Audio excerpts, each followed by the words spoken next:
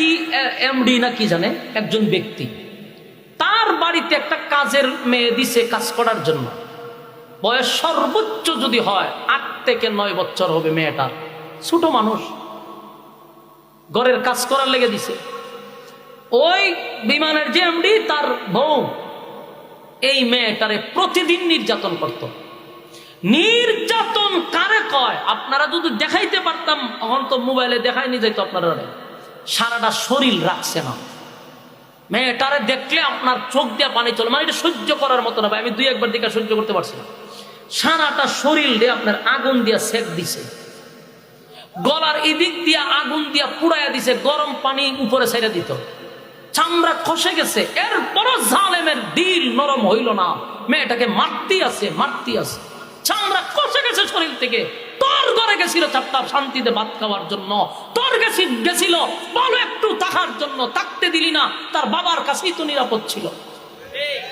তোদের সুন্দর চেহারার আড়ালের পিছনে যে জানোয়ার, তোরা জানোয়ার।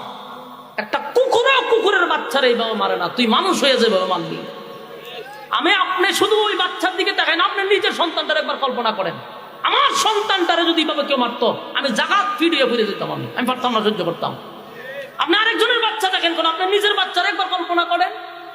আপনার বাচ্চার শরীরের চামড়া যদি কেউ গরম পানিতে কষায়া দেয়, প্রতিনিয়ত যদি তার চামচ, মেয়েটার জিজ্ঞেস আমার চামচ গরম করে আমার শরীরে লাগাই দেয়, শরীরের এমন কোনো জায়গা নেই এবার টুসা উড়াই নিছে, বলেন এগুলা কি মানুষ? মানুষ না।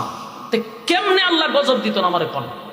আল্লাহ কেন গজব দিবে না? যে কোনো সময় ভূমিকম্প আসবে।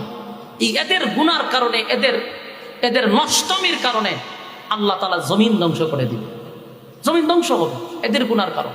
এরকম অসংখ্য, এইটা তো প্রকাশ্যে আসছে, সোশ্যাল মিডিয়াতে আসছে, এই জন্য আমরা জানতে পারছি, ঠিক না? অসংখ্য ঘটনা আমরা জানি না, অসংখ্য ঘটনা জানি না। আজকে যদি আমি আপনি যদি এখান থেকে চুপ হয়ে যাই, তাহলে আরেকদিন আরেকটা মেয়ের কান্নার জন্য আমাদের অপেক্ষা করতে হবে। তাই এখন থেকে আমরা সবার জায়গা থেকে প্রতিবাদ তুলতে হবে। নেক্সট টাইমে যেন কোনো বাচ্চার কান্না আমার শুনতে না হয়।